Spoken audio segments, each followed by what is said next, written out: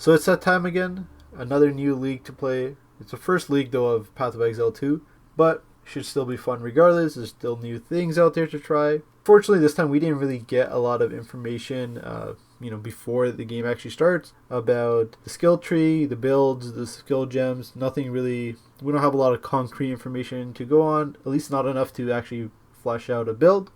But there is enough information to actually start looking at cool interactions and planning builds around those interactions. There are a few interactions I want to try out that will require some currency and some, grabbing some gear before you can actually start using them. For example, say the Mjolner. The plan will be to start out with the cheapest and easiest to start with interaction and use that build that's based around this interaction to basically farm a currency and get established in the new economy to eventually fund the next builds. So in this case, that'll mean starting with the Javazon, or an Amazon that's built into a Huntress using a Lightning Spear, and then building around this elemental infusion ascendancy. So to me, it's essentially the Javazon. People have said the Javazon Lightning Spear, it looks like how Lightning Arrow Deadeye played out. Some people are avoiding it because of that. I've never played Lightning Arrow Deadeye, or at least not in POE2. So for me, it's not a big deal because it's first time playing this sort of character in POE2, or at least this sort of build, I guess.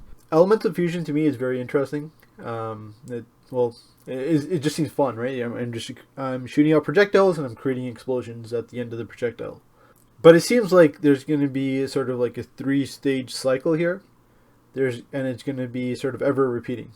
So something's going to have to generate charges like frenzy, endurance, or power charges, and then convert them to infusion charges at 2 times their rate. So 2 cold, fire, or lightning infusions per charge consumed, then spending those, and then hopefully whatever we're using to actually spend those infusions is also our charge generator, so that way we're just swapping back and forth between 2 skills. For me, initially that'll be Lightning Spear and most likely Wind Serpent's Fury, and that may change around between them depending on what feels better. If there's a different skill that scales better with some supports and so on, I'll just sort of hot swap it around. To actually generate the frenzy charges, I'll probably be using Combat Frenzy linked with Electrocute or Sniper's Mark. I'm not quite sure. Like this whole how to generate, how to spend them, it's all going to be up in the air and just dependent on whatever really feels the best, whatever drops I get. Whatever skill gems I get and when I get them and so on. I really want, once we get to maps and have a bunch of currency sort of laying around and gold to respec and change different or try out different skills, that's when I'll sort of have a more cemented idea of this whole cycle and what every stage of the cycle will look like. So that being said, there are a few other different ways of generating charges as well, besides Combat Frenzy and Sniper's Mark or even Electrocute. We do have chest pieces available, so we can use Red Flare Conduit. We can also use Val's Protector, and we can also even use an endurance charge generator, Break Endurance Support, where you get endurance charges when you fully break a mob's armor. How helpful will all these be? I'm not sure which one will be the best. Not sure, but they're just things to basically try out and play with.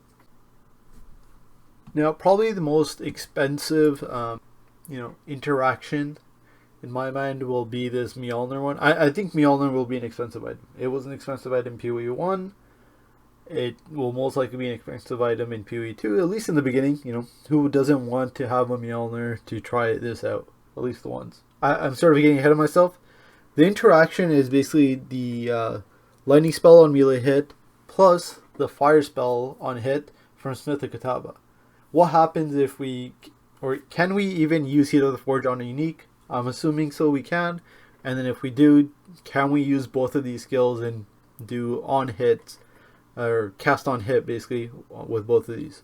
It looks like they'll have energy or sort of like the energy mechanic behind them is how they'll work. So I'm assuming it'll fill up on hit, and then you hit enough times, it unleashes it.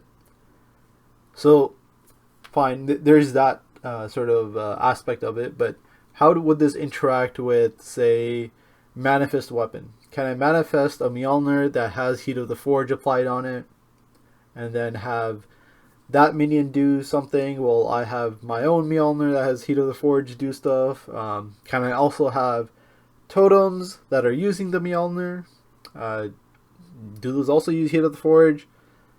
How do all these things work? You know, like how much can you abuse this interaction?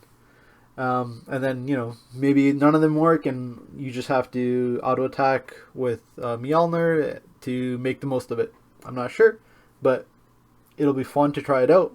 I can't wait to see how it goes. So hopefully, if it doesn't work, someone will have posts about it before it adds the sync currency into this. Now the third build is very similar to the first build. It's built around elemental infusion, but instead of using spear related skills, the idea is to use quarterstaff skills.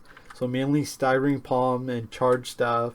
Staggering palm would give you those projectiles that would have the infusion charges applied to them, and then charge staff is just your sort of consumer of the power charges. And then, you know, the idea is essentially the same. It's just using the quarterstaff skills, so things like Tempest Bell as well. Though I've heard or I've seen in the patch notes that Tempest Bell has been nerfed quite significantly, just in terms of, I think, how much damage it does, and also the number of combo hits that it takes to get it out. And that's basically it for my plans for the league. At least at this point, the most likely change once I actually start playing and I get to actually start trying out some of these skills and interactions. But for now, that's really it. The next video will probably just be my end of day 1 video after the league comes out. And from then on, we'll just keep going in that similar fashion, same as the previous leagues and the videos I released around those times. If I find out any other interesting interactions that I want to play with, we may or may not pivot away from these clans towards using those. But for now, that's really it.